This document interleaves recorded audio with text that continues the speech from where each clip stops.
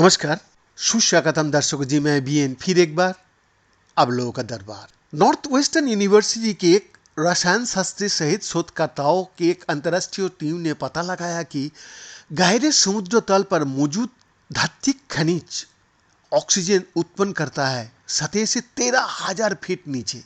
ये आश्चर्यजनक खोज लंबे समय से चली आ रही धारणाओं को चुनौती देती है कि केवल प्रकाश संश्लेषक जीव जैसे पौधे और शैवाल ही पृथ्वी पर ऑक्सीजन उत्पन्न करता है, लेकिन नई खोज से पता चलता है कि एक और तरीका भी हो सकता है।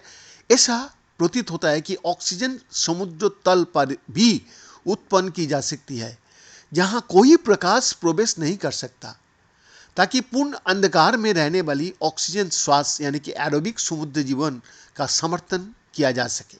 अध्ययन अत्यंत गहरे समुद्र तल पर गहरे ऑक्सीजन उत्पादन का साक्ष्य 22 जुलाई को नेचर जियोसाइंस पत्रिका में प्रकाशित हुआ था। Scottish association for marine science के एंड्रयू स्वीटमैन ने प्रशांत महासागर में जहाज आधारित फील्ड वर्क करते समय डार्क ऑक्सीजन की खोज की है।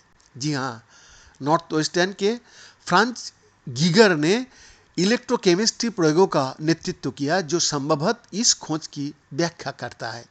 SAMAS में सी फ्लोर इकोलॉजी और बायो जियोकेमिस्ट्री रिसर्च ग्रुप का नेतृत्व करने वाले स्वीटमैन ने कहा, ग्रह पर एरोबिक जीवन की शुरुआत के लिए ऑक्सीजन का होना जरूरी था और हमारी समझ ये रही है कि पृथ्वी की ऑक्सीजन आपूर्ति प्रकाश संश्लेषक जीवों से शुरू हुई थी, लेकिन अब हम जानता है कि गहरे समुद्र में ऑक्सीजन का उत्पादन भी होता है जहां कोई रोशनी नहीं होता है। इसलिए मुझे लगता है कि हमें इस तरह के सवालों पर फिर से विचार करने की जरूरत है।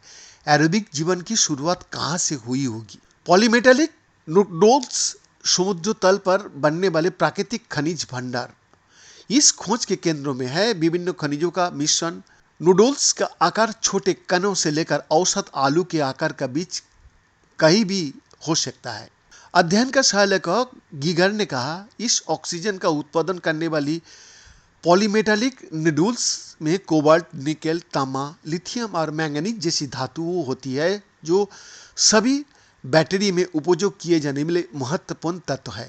कई बड़े पैमाने पर खनन करने वाली कंपनियों अब सतह से 10,000 से 20,000 फीट की गहराई पर समुद्र तल से इन बहुमूल्य तत्वों को निकालने का लक्ष्य रखती है।